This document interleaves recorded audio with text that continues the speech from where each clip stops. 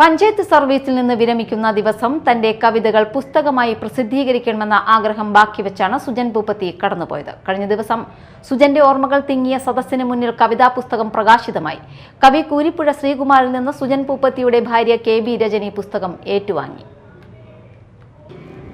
വിരമിക്കുന്ന ദിവസം പുസ്തകമാക്കി പ്രസിദ്ധീകരിക്കാനായി സുജൻ പൂപ്പത്തി സൂക്ഷിച്ച 43 കവിതകളുടെ സമാഹാരം പ്രകാശനം ചെയ്തു. മാളയിൽ കവി കൂരിപ്പുഴ ശ്രീകുമാറിൽ നിന്ന് സുജൻ പൂപ്പത്തിയുടെ ഭാര്യ KB രജനി പുസ്തകം ഏറ്റുവാങ്ങി. കവിതകൾക്ക് അനുയോജ്യമായ ചിത്രങ്ങൾ വരച്ചത് സുജന്റെ മക്കളായ അധീനയും ആദിത്യ നന്ദഗോപാലുമാണ്. 2026 ഫെബ്രുവരി 28-ന് പഞ്ചായത്ത് സർവീസിൽ നിന്ന് വിരമിക്കുന്ന ദിവസം പുസ്തകമായി പ്രസിദ്ധീകരിക്കണമെന്നായിരുന്നു സുജൻ പൂപ്പത്തിയുടെ ആഗ്രഹം.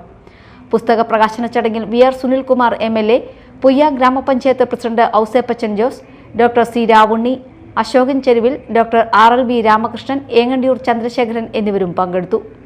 ഒരു ഭരണ സംവിധാനത്തെ തന്നെ ഏറ്റവും നല്ല രീതിയിലേക്ക് കൊണ്ടുവരുന്നതിന് പുയ്യ ഗ്രാമപഞ്ചായത്തിലിരിക്കുമ്പോൾ സുജൻ്റെ ആ ഒരു നല്ല പ്രവർത്തനം ഉണ്ടായിട്ടുണ്ട് എന്നുള്ളതാണ്. വിവിധങ്ങളായിട്ടുള്ള മേഖലയിൽ അദ്ദേഹം പ്രവർത്തിക്കുന്ന ആ സൗഹൃദവും അദ്ദേഹത്തിൻ്റേതായിട്ടുള്ള ഏതെല്ലാം രീതിയിൽ ഒരു സംവിധാനത്തെ കൊണ്ടുപോകണമെന്നും എങ്ങനെ ഉദ്യോഗസ്ഥരോടും എങ്ങനെ ജനങ്ങളോടും പെരുമാറണം, അതാണൊരു ഉദ്യോഗസ്ഥന് വേണ്ടതായിട്ടുള്ളൊരു നല്ല വശമെന്ന് പറയുന്നത്. തൻ്റെ കഴിവുകൾ പൂർണ്ണാർത്ഥത്തിൽ തന്നെ പ്രകടിപ്പിക്കുകയും ഏറ്റവും നല്ല രീതിയിൽ തന്നെ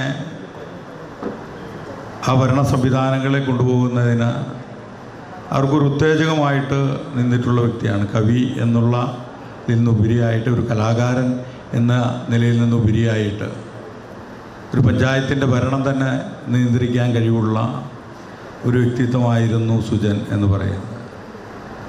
എനിക്ക് അദ്ദേഹവുമായിട്ടുള്ള നല്ല അടുപ്പ ബന്ധം, ആ കുടുംബവുമായിട്ടുള്ള ബന്ധം, അതുകൊണ്ട് തന്നെയാണ് ഞാൻ പറയാൻ ഉദ്ദേശിച്ചത് തന്നെ.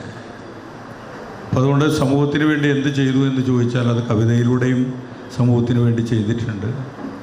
Media time, Mala.